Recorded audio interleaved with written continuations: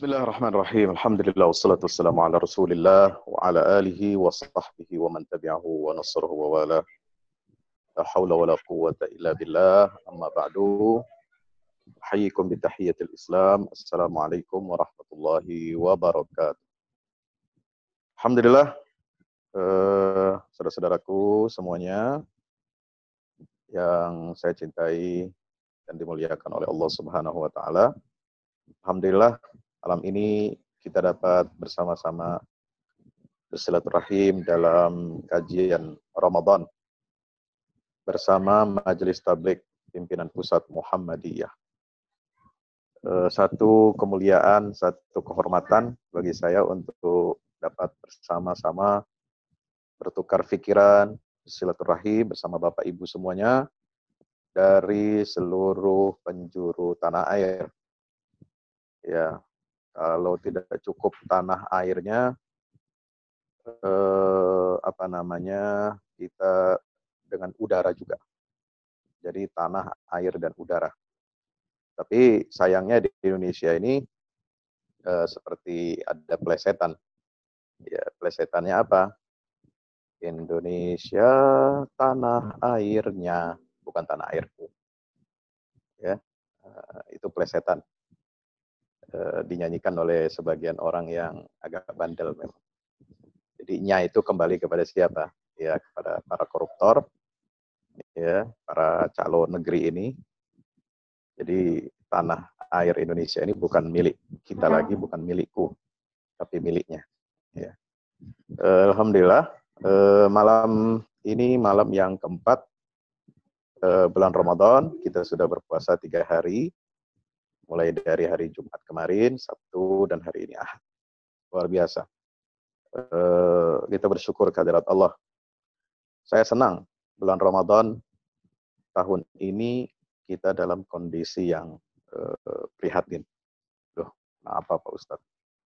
Apa nggak salah? Ramadan kok senang dengan keprihatinan. Ramadan itu kan mestinya meriah, semarak, banyak syiar. Betul, ya syiar Ramadan harus kita hidupkan. Tapi kadang-kadang syiar Ramadan yang selama ini sudah kita jalani berapa tahun yang lalu, sebelum-sebelumnya, itu saking semaraknya, saking syiarnya, kadang-kadang beda-beda tipis antara festivalisasi dengan menghidupkan syiar Ramadan. Beda tipis antara komersialisasi Ramadan dengan dengan syiar Ramadan.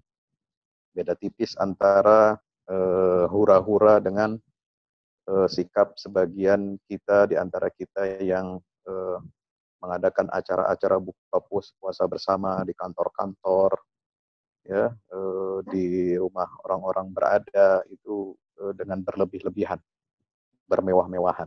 Subhanallah. Maka tahun ini alhamdulillah saya bersyukur itu semua tidak terjadi. Ya, tidak terjadi karena semua dipaksa untuk dirumahkan. Ramadan di rumah saja. Sebagaimana dulu Rasulullah SAW juga mengembalikan fungsi tarbiyah di bulan suci Ramadan ini ke rumah. 3 hari, 3 malam. 3 malam Ramadan yang pertama beliau keluar, ya, sholat tarawih bersama di masjid. Lalu kemudian beliau tidak keluar lagi di malam keempat dan sampai seterusnya. Ya, orang sudah begitu semangat, di awal sudah dikatakan. Rasulullah sudah mengumumkan, qad ja'akum syahrun mubarak, syahrun azim, tuftahu fihi abwabul jannah wa tughlaqu fihi abwabun niran wa sufidatis syayatin. Wah, senang orang. Luar biasa. Mereka berbondong-bondong mereka ke masjid. Tapi Nabi melihat kok rame-rame 3 hari ini sampai luar biasa. Akhirnya beliau memutuskan untuk tidak keluar di malam yang keempat. Sehingga beliau sholat tarawih, sholat qiyamul lail di rumah saja. Ya. Padahal rumahnya itu berdampingan dengan masjid, dempet. Ya. Pintu rumah Rasulullah itu ada di sampingnya Raudhah Syarifah, Masjid Nabawi. Itulah rumah Sayyidah Aisyah radhiyallahu anha. Tetapi beliau memilih untuk tinggal dan sholat tarawih qiyamul lail di rumah. Inilah kita kembali kepada kesederhanaan, kebersahajaan Ramadan meskipun tidak mengurangi kekhusyuan, ya, tidak mengurangi nilai amal ibadah, dan tidak mengurangi syiar-syiar Ramadan. Syiar Ramadan diwujudkan oleh Rasulullah bagaimana? Karena Rasulullah SAW ajwadan nas. Wa kana ajwada ma yakunu fi Ramadan. Subhanallah. Rasulullah itu orang yang paling dermawan. Dan beliau lebih dermawan lagi ketika di bulan suci Ramadan. Wa kana ajwad minar rihil mursalah. Lebih dermawan, lebih baik daripada angin yang berhembus sepoi-sepoi. Subhanallah. Ya. Kenapa rahasianya? Hina yalqahu Jibrilu fi kulli fayudarisuhul Quran wa dzalika fi kulli lailah. Rasulullah gembira, Rasulullah mewujudkan rasa syukurnya dengan banyak berderma berbagi. Kenapa? Karena beliau gembira luar biasa berjumpa dengan malaikat Jibril yang turun khusus setiap malam di bulan suci Ramadan hanya untuk mudarasatul Quran. Allahu Akbar. Maka beliau senang, bergembira. Ya, jadi antara puasa, kemudian tradisi berbagi, sedekah, ya, kemudian tilawatil Quran ini 3 in 1. Ya, ini amalan bulan puasa yang tidak boleh lepas.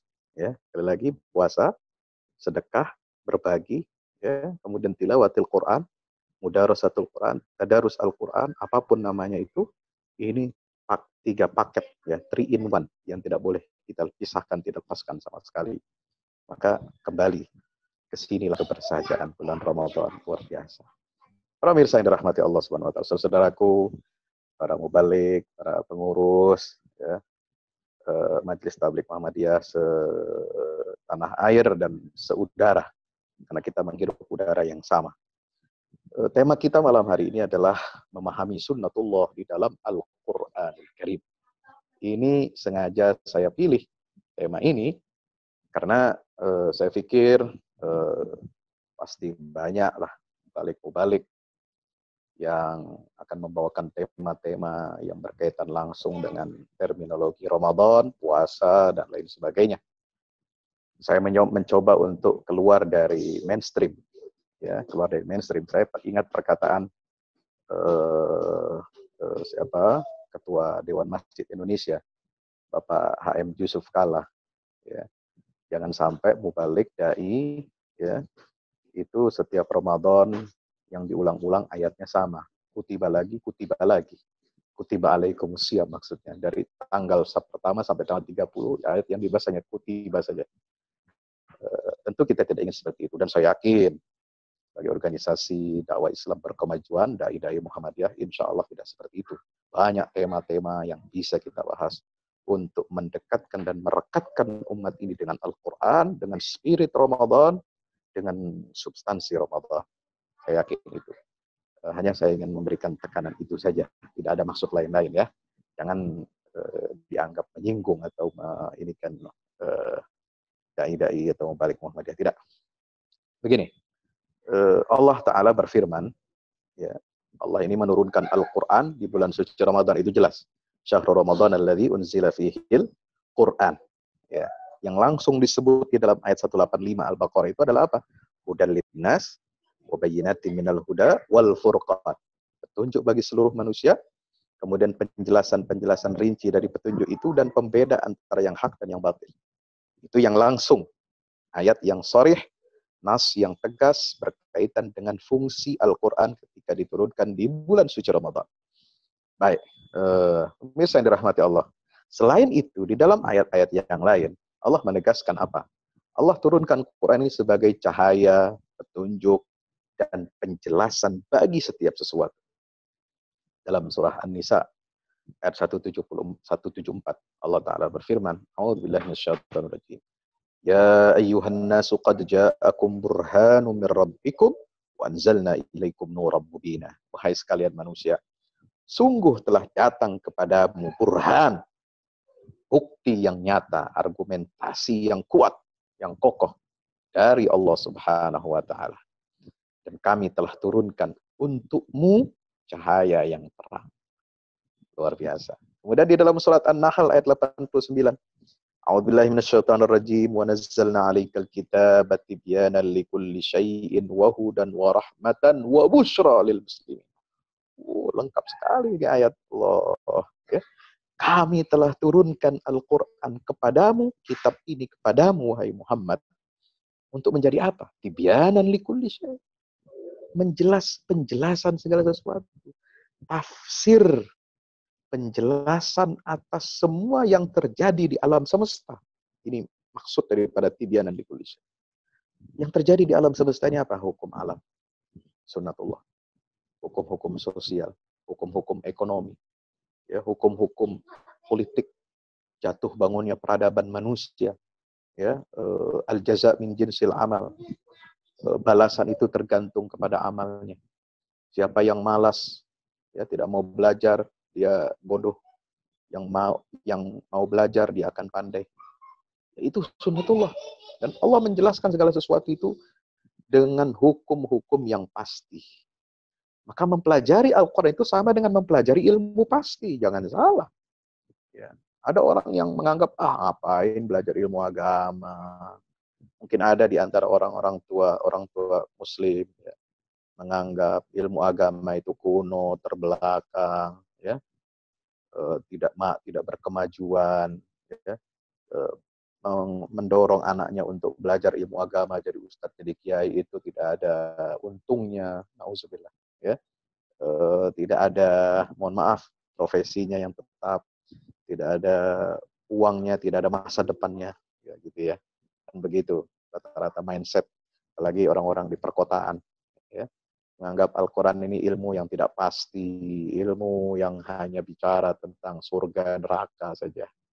Ya, apalagi ada yang pernah mengatakan itu, ya, tokoh-tokoh agama yang menakut-nakuti rakyat bangsa ini dengan surga dan neraka, ya, nakut-nakuti padahal mereka sendiri belum masuk surga dan neraka. Pernah dengar gitu ya? Pernah kan? Ada yang ngomong begitu ya. Siapa namanya itu? Itu tahu sendirilah, baca sendiri, cari di Google. Ya, ini penghinaan betul. Ya, itu penghinaan kepada agama dan tokoh agama. Ya, menganggap surga neraka itu tidak pasti, mengolok-olok agama, nauzubillah min zalik, ya. Padahal Quran itu berisikan apa? Ilmu pasti. Tibyanan likulli syai'. Hakikat segala sesuatu telah kami jelaskan di dalam Al-Quranul Karim. Saudara mau bicara apa? Tentang fisika, tentang alam, tentang penciptaan manusia, tentang penciptaan jin, tentang penciptaan alam semesta, alam raya. Ya, luar biasa. Ayat-ayat Al-Quran ini didominasi oleh ayat-ayat tentang tanda-tanda kebesaran Allah di alam semesta. Ayat-ayat tentang ibadah teknis, ya, ubudiyah, fikih itu sedikit sekali dalam Al-Quran. Imam Al-Ghazali yang mencatat hanya kurang lebih 500 ayat-ayat tentang hukum. Itu sudah semua itu. Hukum hukum ibadat, muamalah, ini 500. Selebihnya adalah sunnatullah yang ada di alam semesta dan di alam hidup sosial, ekonomi, dan politik manusia. Itu, ya. Kisah-kisah para nabi dan rasul itu diantaranya dalam metode dakwah mereka itu menghadapi para pembangkang, itu semua sudah masuk include di dalamnya tentang sunnatullah di alam semesta, sunnatullah yang pasti akan menimpa dan terjadi kepada kaum-kaum yang membangkang terhadap hukum-hukum Allah Subhanahu wa taala. Itu ilmu pasti, Saudara. Tibyanan likulli syai'. Satu. Wahudan. Fungsi petunjuk, subhanallah. Kita kalau nggak ada petunjuk jalan, bingung sekarang. Ya. Mau pergi dari Jogja ke Sleman, masuk gang-gang tikusnya itu, kalau kita nggak pakai GPS, pusing, Saudara. Ya. Apalagi di Jakarta, kota besar, metropolitan. Mau mengarah ke gang ini, kecamatan ini, kelurahan ini, kalau kita tidak punya petunjuk jalan, GPS, nggak bisa, Saudara. Sekarang ini kita menggantungkan diri kepada apa? Kepada yang namanya petunjuk jalan, GPS. Itu untuk perkara-perkara dunia. Apalagi perkara urusan dunia dan akhirat, Saudara. Ya, jadi petunjuk Al-Quran ini. Dan rahmatan, menjadi rahmat. Kasih sayang Allah. Allah wujudkan kasih sayangnya itu dengan menurunkan kitab-kitab kepada manusia melalui Rasulnya Sallallahu Alaihi Wasallam melalui para nabi dan rasul. Itu kasih sayang Allah. Jadi Quran ini dan kitab-kitab samawi sebelumnya itu merupakan surat-surat cinta dari Allah Subhanahu wa taala. Surat-surat risalah yang Allah berikan kepada manusia, saking sayangnya Allah kepada kita itu untuk memberikan petunjuk supaya kita ini selamat. Selamat di dunia, selamat di akhirat. Bahagia, sejahtera, ya, menjadi baldatun thayyibatun wa rabbun ghafur, menjadi hamba-hamba yang muttaqin, yang sholihin, yang sabirin, yang mutawakkilin, yang muhsinin, ya. Semua jenis hamba, kualitas hamba yang disenangi, dicintai oleh Allah Subhanahu wa taala itu mengantarkan kita kepada kebahagiaan, sa'adah fid dharain. Ya, sa'adah, Rabbana atina fid dunya hasanah wa fil akhirati hasanah wa qina adzabannar. Yang keempat fungsinya adalah apa? Busyra lil muslimin. Kabar gembira bagi orang muslim. Ya. Nah, ini semua ya dijabarkan ya ke dalam apa? Ke dalam hukum-hukum. Ya, di antara petunjuk dan cahaya Al-Qur'an itu adalah isinya apa? Memberikan peringatan tentang rambu-rambu, hukum-hukum Allah, hukum-hukum ilahiyah yang mana mengikat dan mengatur alam semesta ini dan juga mengatur seluruh makhluk yang ada di atas muka bumi dan alam semesta itu. Ya. Nah, hukum-hukum itu harus kita matchingkan antara sunnatullah yang tertulis termaktub di dalam Al-Qur'an dan yang dihamparkan oleh Allah di alam semesta. Sanurihim ayatina fil afaqi wa fi anfusihim hatta yatabayyana lahum annahul haqqu ala innahu huwa ala kulli syai'in syahid. Saudara yang dirahmati Allah Subhanahu wa taala. Jadi ini ayat-ayat ya di dalam Al-Qur'an banyak sekali dan ini dijabarkan di dalam sirah Nabi sallallahu alaihi wasallam. Nah, sebelum saya masuk ke penjabaran bagaimana sirah Nabi, kemudian pemahaman para salafus saleh, kita lihat di sini terminologi Al-Qur'an tentang sunnatullah ya. Kalau kita buka, kita search ya dengan mesin pencari Al-Qur'an, sunnatullah itu ada di dalam surat Al-Ahzab. Ya, ayat 38 ya, itu sunnatullahi fil ladzina khalau min qabl wa kana amrullahi qadaran maqdura alladzina yuballighuna risalatillah dan seterusnya. Kemudian ada di dalam surat yang sama Al-Ahzab ayat 60 ayat 62 sunnatullahi fil ladzina khalau min qablu walan tajida li sunnatillahi tabdila. Lalu ada di dalam surat Al-Fatah ayat 23. Ini dalam satu ayat saja bisa terulang dua kali seperti tadi ayat 62 surat Al-Ahzab. Ya, dalam surat Al-Fatah dua kali diulang, sunnatullahi lati qad khalat min qablu walan tajida li sunnatillahi tabdila. Kemudian bisa kita lihat dalam surah Fatir. Ya, istikbaran fil ard wa makras sayyi. Nah, seterusnya mengatakan fahal yanzuruna illa sunnatal awwalin. Falan tajida li sunnatillahi tabdila walan tajida li sunnatillahi tahwila. Dan biasanya diikut sertakan dengan ayat-ayat yang mengajak kita untuk melakukan apa? Perjalanan di atas muka bumi. Afalam yasiru fil ard. Qul siru fil ard. Ini selalu dihubungkan. Ya.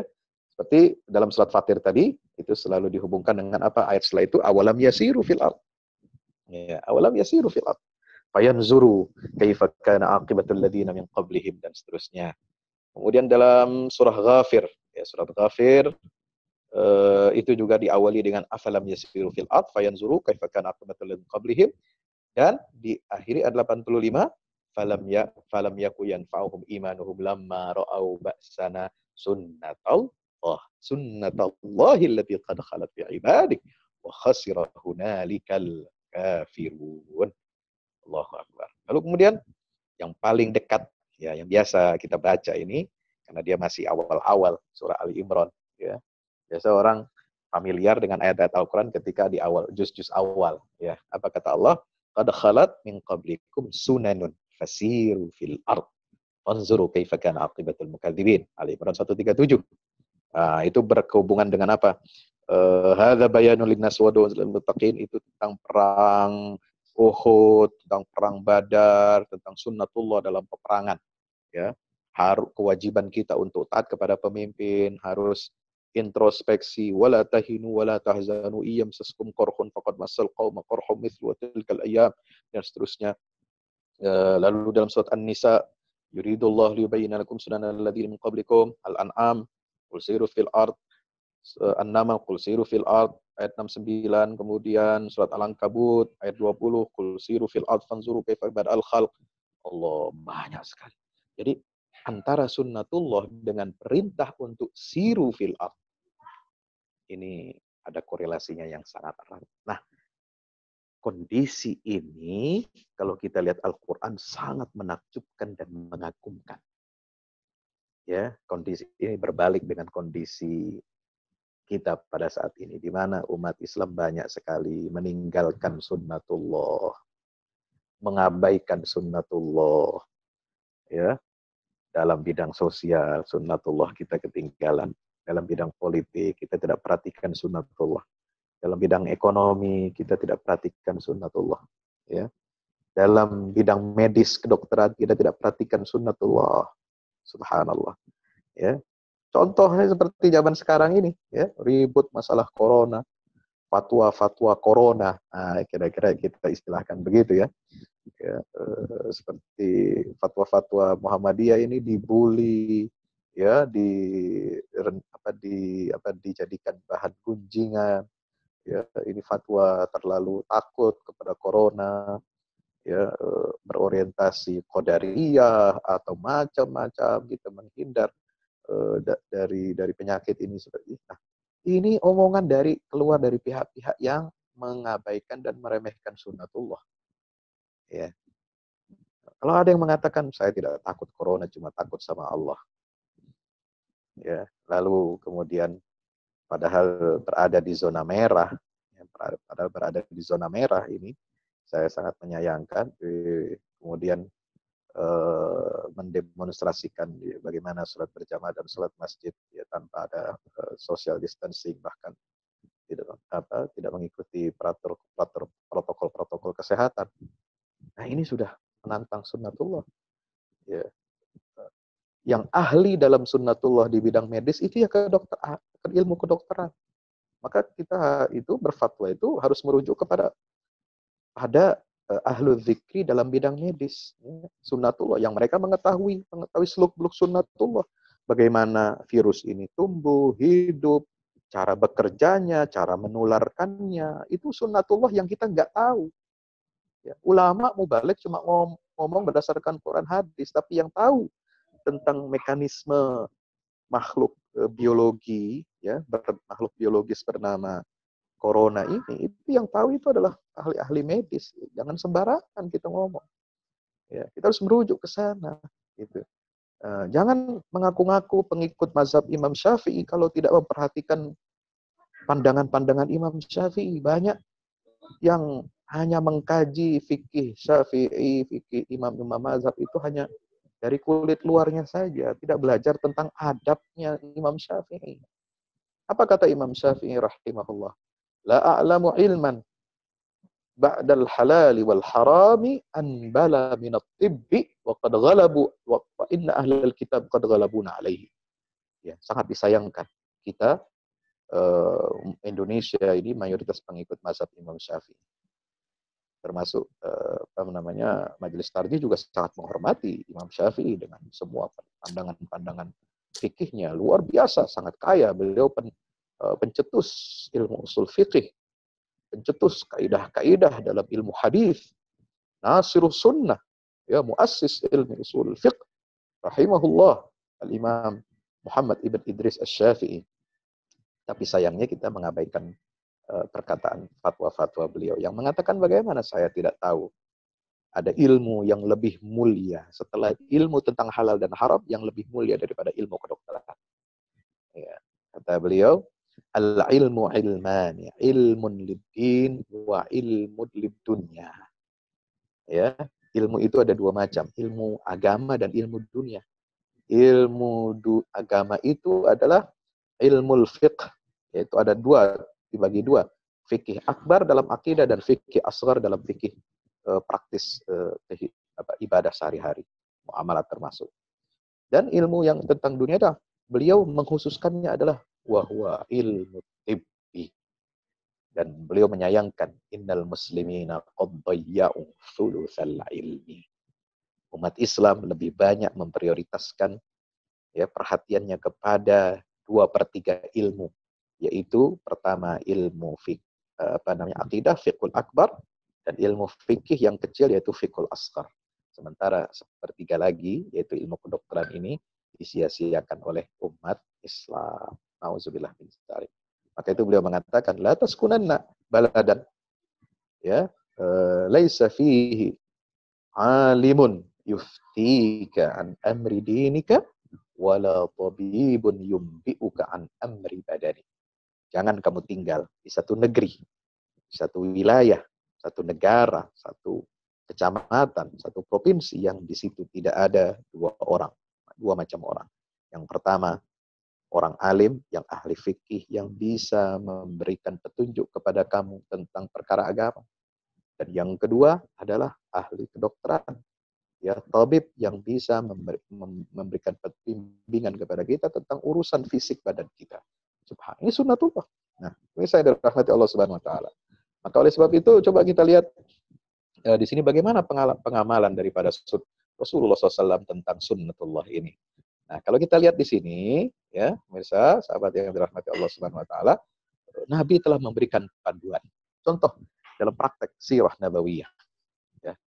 Bagaimana peristiwa-peristiwa alam semesta ini ditafsirkan oleh Rasulullah SAW, ya, itu dijauhkan dari mitologi, ya. Seperti apa? Peristiwa gerhana bulan, gerhana matahari. Masih ingat hadisnya? Bagaimana dahulu kebiasaan orang-orang jahiliyah menganggap gerhana bulan, matahari itu adalah sangat berbau mitos, berbau mitologis. Ya, itu dikaitkan oleh mereka dengan lahir atau matinya orang besar. Ya, pas bersamaan dengan itu wafatnya ya putra Nabi Muhammad SAW yaitu Ibrahim, ya masih kecil, ya yang lahir dari ibu bernama Maryah Al-Qibtiyah. Ya, subhanallah. Maka di situ ditegaskan oleh Rasulullah SAW, ya asy-syamsu wal qamaru la yankasifani li mauti ahadin wala li hayatihi walakinnahuma ayatan min ayatillah fa idza ra'aitumuhuma fasallu. Dalam riwayat lain fakabbiru wa tasaddaqu. Allahu akbar. Matahari dan bulan itu tidaklah mengalami gerhana, ya, tertutup cahayanya lalu gelap dunia ini, ya, bumi ini, bukan gerhana itu terjadi karena ada kematian seseorang atau lahirnya seseorang. Ya, itu beliau singkirkan mitos itu. Jadi Islam itu sangat rasional, sangat ilmiah, ya, sangat memperhatikan sunnatullah yang terjadi di alam semesta ini. Ya. Dua-duanya itu gerhana matahari dan bulan kata Rasulullah, ayatani min ayatillah. Ya, dua tanda kebesaran dari tanda sekian banyak tanda kebesaran Allah Subhanahu wa taala. Jika kamu melihat keduanya itu, fasallu, dua gerhana matahari dan bulan, maka apa yang harus kamu lakukan? Salat gerhana, bertakbir dan bersedekah. Subhanallah. Ya, itulah Islam. Ya, mengajarkan kepada kita, jangan percaya kepada mitos-mitos. Ya. Sampai kemudian pernah ada berkembang satu semacam mitos, ya, soal terkait dengan misalnya penaklukan Konstantinopel.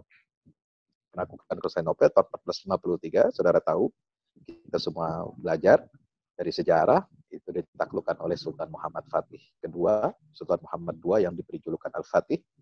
Itu katanya konon, kata orang-orang itu hikayat-hikayat zaman dulu bilang bahwa memanglah Sultan Mehmed ini seorang besar, ya, orang yang istimewa, ya, maka dibuatlah cerita-cerita mitos putar beliau itu, ya, katanya ketika dia lahir itu terjadi gerhana, kemudian komet besar turun menimpa daratan bumi, kemudian banyak bayi laki-laki lahir pada tahun itu. Pokoknya seperti dinisbatkan kepada pada tahun kira-kira Amul Fil, tahun gajah, yang dimana di situ Rasulullah SAW lahir. Itu saking hebatnya sosok Sultan Mehmed II ini, sehingga orang banyak mengarang-arang mitos-mitos seputar beliau itu. Ya, nah padahal itu tidak seperti itu.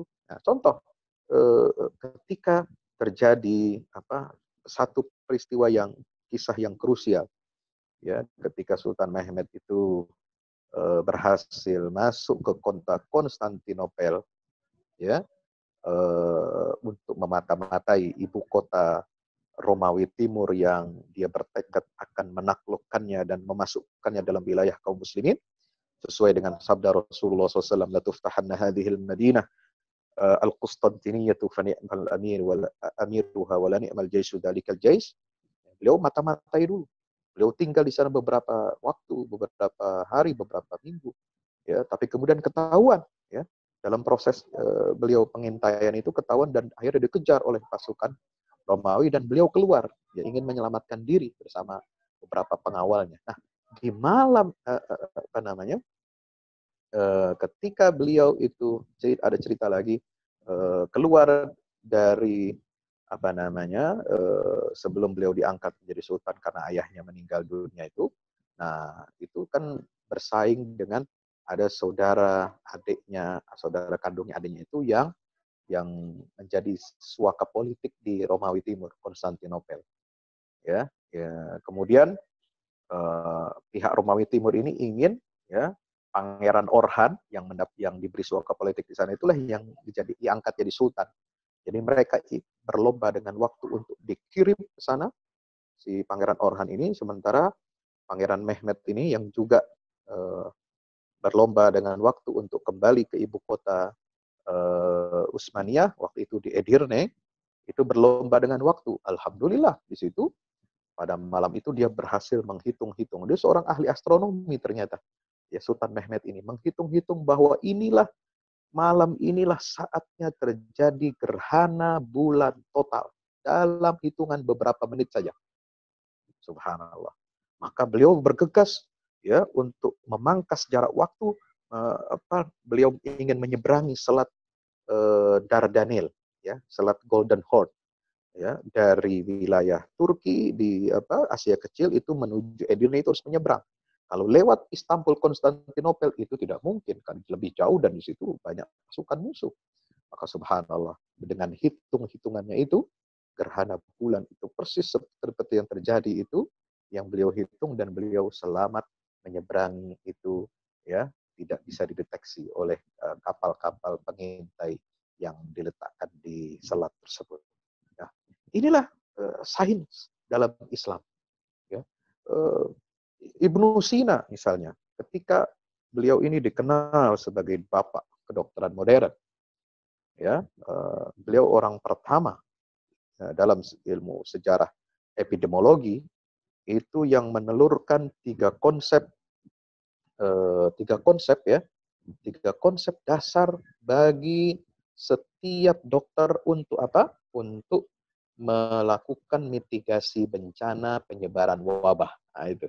Subhanallah. Ini luar biasa. Beliau mengadakan di situ, memperkenalkan konsep physical distancing.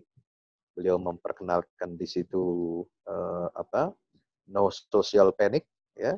Dan beliau mengajarkan di situ agar kita menjauhi kerumunan. Subhanallah. Itu yang dialami, ya, oleh Ibnu Sina. Juga pakar ilmu hadis, ya, seperti Imam Ibnu Hajar Al-Asqalani dan lain sebagainya. Lalu Imam Ibnul Qayyim Al-Jauziyah itu dalam kitabnya Zadul Ma'ad fi Hadi Khairil Ibad di jilid 4 halaman 44 sampai 45 itu sudah membuat konsep bagaimana mengatasi atau melakukan kita menghindari penularan wabah itu, misalnya dengan isolasi, dengan pakai masker, dengan menghindari kerumunan, mendekati orang yang terjangkit virus. Ya. Sunnatullah ini cakupannya luas, Mas Irwati. Saya tidak bisa menjelaskan semuanya. Nanti dirinci, ya, kajian ini nanti saya akan sampaikan sunnatullah ini dirinci dalam ilmu sosial, ekonomi, politik, medis itu dalam kajian bersama pondok Budi Mulia yang diasuh oleh Kiai Fathur Rahman Kamal. Nah, ada lagi satu misalnya kisah tentang cerita dari sunnah Nabi SAW. Bagaimana beliau itu dulu dimintakan pendapat tentang kurma atau gandum yang tidak panen. Ya. Beliau menyarankan untuk tidak melakukan penyerbukan. Ternyata hasil panennya menjadi rusak. Nah, maka itu Rasulullah membuka beliau mengatakan kepada umat, ya, hadis yang terkenal, antum a'lamu bi umuri dunyakum. Kalian itu lebih tahu, lebih mengetahui tentang urusan-urusan dunia. Nah, Nabi ini mendorong kita untuk melakukan observasi. Jadi tidak semua apa yang disampaikan oleh tokoh agama, bahkan even Rasulullah sendiri mengatakan, ucapanku ini kan bisa benar, bisa salah dalam urusan dunia, dalam urusan sains, yang itu adalah penelitian. Ya, makanya tidak bisa kalian ambil mentah-mentah, gitu ya. Nah, kalian itu a'lamu bi amri dunyakum. Nah, begitu. Termasuk dalam wabah taun, ya, beliau memberikan nasihat seperti yang disampaikan oleh sahabat Abdurrahman bin Auf ketika terjadi perdebatan kecil antara Umar bin Khattab Khalifah dengan Gubernur Syam Abu Ubaidah Ibnul Jarrah yang meminta beliau untuk tetap masuk ke negeri Syam walaupun ada wabah taun. Beliau akhirnya mendengarkan, ya, hadis Nabi SAW dari Abdurrahman bin Auf. Tidak sami'tum, ya, bi ardin bitta'uni bi ardin fala taqdumu alaihi wa idza waqa bi ardin wa antum biha fala takhruju firaran minhu. Ya, maka beliau bersyukur kepada Allah. Ketika didebat oleh Abu Ubaidah, apakah engkau lari dari takdir Allah? Nah, beliau menjawab, kalau seandainya bukan kamu yang mendebat saya, wahai Abu Ubaidah, saya enggan menjawabnya. Cuma beliau sangat menghormati Abu Ubaidah Al-Jarrah, ya, sebagai sahabat kesayangan Rasulullah. Nah, kemudian beliau berikan ilustrasi. Seandainya kamu punya onta, ya, di hadapan kamu itu ada dua lembah, yang satu subur, yang satu kering. Kamu mau bawa dia gembala kemana? Makan di mana? Kalau kamu bawa onta itu ke tanah yang kering, itu juga kamu memilih takdir Allah. Kalau kamu bawa itu ke tanah yang subur, itu juga kamu memilih takdir Allah. Silahkan. Jadi boleh dong kalau saya, ya, lari dari takdir Allah, ada ta'un kepada takdir Allah yang bagus, yang tidak terjangkiti ta'un dan tidak membahayakan kita. Allah alam bisawab. Itulah pentingnya kita memahami sunnatullah agar kita tidak salah langkah, ya, dalam memahami ajaran-ajaran agama kita yang sesungguhnya sangat maju dan progresif. Demikian. Assalamualaikum warahmatullahi wabarakatuh.